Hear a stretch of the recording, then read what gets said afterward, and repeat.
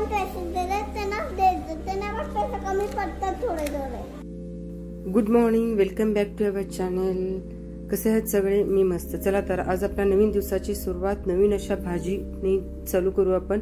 आपल्या 30 दिवसाच्या 30 भाज्याच्या ज्या सिरीज मधल्या आपला आजचा हा सेकंड डे आहे. तर चला पटकन वेळ न वाया घालवता आपण मस्त अशी गवारीची भाजी करू. तेही झटपट होणारी आहे, टिफिनसाठी टेस्टी लागते, मस्त लागते. तर आपण पॅन गरम करून घ्यायचा आहे. नंतर ना आदल्या दिवशी मी छान स्वच्छ असं गवारी निवडून घेतलेली होती. हाताने तोडून घ्या, चाकूने किंवा सुरीने कट केलं ना तर ते गवारीची टेस्ट चेंज होते, म्हणून हाताने सोडा, त्यामुळे ना की त्याची टेस्ट ही मेंटेन राहते. तर भाजी बनवत असतानाच मी चहाही घेतलं, कारण चहाशिवाय तर आपली दिवसाची सुरुवात होत नाहीये. आणि निवांत बसून प्यावं म्हटलं तर आपल्याला सकाळी घाई गडबडीत खूप लेट होत असतं. सो त्यासाठी असं ठरवलं की चहा पीत पीत आपण भाजी करून घेऊ. छान असं परतून घ्या गवारी, आणि नंतर ना थोडंसं कलर चेंज होतो. पाणी जे असतं ते ॲब्झॉर्ब झालेलं असतं, थोडं सुकलेलं असतं. त्यामध्ये थोडंसं 2 चमचा तेल घालून घ्या आणि नंतर ना छान अशी भाजून घ्या. झटपट होणारे असते. कुणी कुठल्याच प्रकारामध्ये ना की कसं असतं की त्यामध्ये कांदा आणि टोमॅटो वगैरे घालतात, पण इथं सिंपल आहे.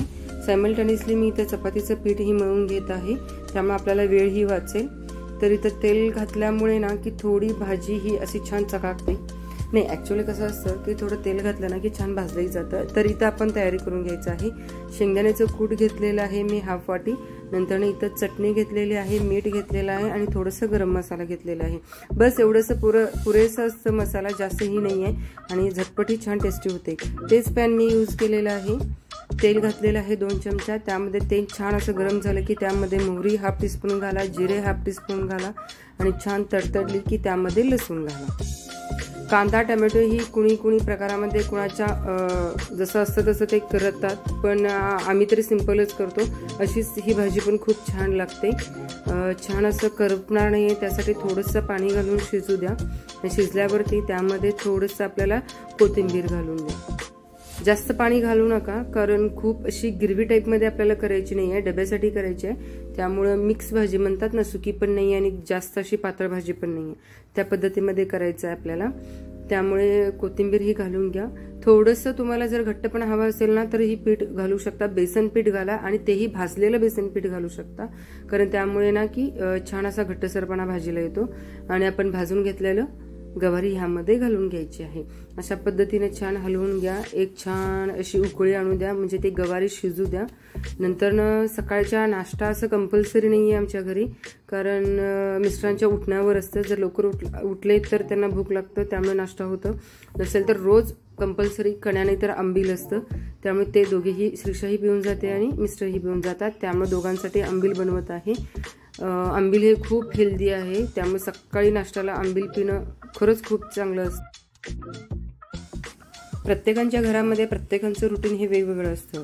खूप जणांचं वर्क फ्रॉम ऑफिस सुरू आहे, वर्क फ्रॉम होम सुरू आहे, त्यामुळे त्यांचं रुटीन हे वेगवेगळं असतं. सकाळी आमच्या दोघांची घाई गडबडाट खूप असते, श्रीषाचं स्कूल, मिस्टरांचं ऑफिस. सो त्यामुळे थोडंसं धावपळ होतं, आणि भाजी काय करायची हे तर खूप मोठा प्रश्न असतो सगळ्यांसाठी. सो म्हटलं की चला आपण ही सिरीज चालू करू. बघा भाज्या कशा वाढतात, आणि आवडल्यास सबस्क्राईब करायला विसरू नका, लाईक करा, शेअर करा. आणि खूप जणांचं असं कमेंटही आलं की सोनाली थोडंसं डेली व्लॉग ही तुझं चालू कर, म्हणजे डेली ब्लॉगिंगचं वगैरे.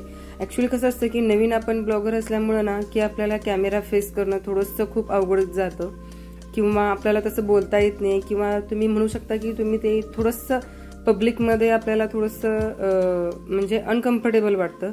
सो त्यासाठी माझं थोडं प्रॅक्टिस करत आहे मी, बट थोडं चुकल्यास समजावून घेशीलच तुम्ही असं मला वाटतं. फॅमिली आपली छान मोठी होत आहे. थँक्स फॉर एव्हरीवन की एवढं छान सपोर्ट करण्याबद्दल. त्यामुळे म्हटलं की चला आपण काहीतरी नवीन असं सुरुवात करूच आपण, तुमच्या सपोर्टने तर काहीच होणार नाही आहे. अशा पद्धतीनं दोघांचंही छान टिफिन झालं. स्कूलला श्रीषाला सोडायला चालले, ते त्यांची गाडी घेऊन गेले, आम्ही आमची गाडी घेऊन श्रीषाला सोडून आले. आणि नंतर सोडून आल्यावरती येतानाच मी दूध घेऊन येते, कारण परत खाली यायची इच्छाच होत नाही आहे, कारण घरातलेच आपलं थोडं किरकोळ कामं असलेलं असतात, परत त्यासाठी यायचं म्हणजे नको होतं. परत 12:30 पावणे 1 वाजता श्रीषाला आणायला जावंच लागतं. त्यासाठीच मग जे काही लक्षात असेल ना तर भाजी वगैरे घेऊन येते आणि तिलाही रिटर्न घेऊन येते. अशा पद्धतीने तिची मैत्रिणीसोबत ती खूप छान खेळते. आणि नंतर 12:30-1 वाजताच मला केकचा ऑर्डर आला. श्रीषाला स्कूलला आणायला जाताना मग म्हटलं की चला आपण तेही केक बनवू. छान श्रीषाचं जेवण वगैरे आवरलं. नंतर मग म्हटलं की आपण केक बनवू. आणि नंतर केक बनवून 6:30 वाजता तर आपल्याला डिलिव्हरी द्यायची होती केकची. त्यामुळे पटकन बेक करून सेट करण्यासाठी ठेवला आणि 6:30 वाजता मी केक देऊन आले. नंतर श्रीषाची कमेंट बघा हा, ते पैसे कसे दिल्यावर. कोण पैसे दिले त्यांनाच द्यायचं. त्यांना पैसे कमी पडतात थोडे थोडे. मग ते त्यांचं त्यांना परत देऊ. हा, मग केक बनवून दिलेलं केक बनवून दिल्यावर आपला पैसे घ्यायला असेल तर त्यांचे पैसे द्यायचं. मग आता त्याने आपल्याला केकचे पैसे दिलेत ग.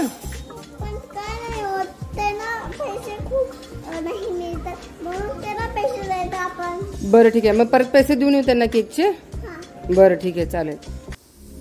Thanks for watching. See you in next video. Bye bye. Take care.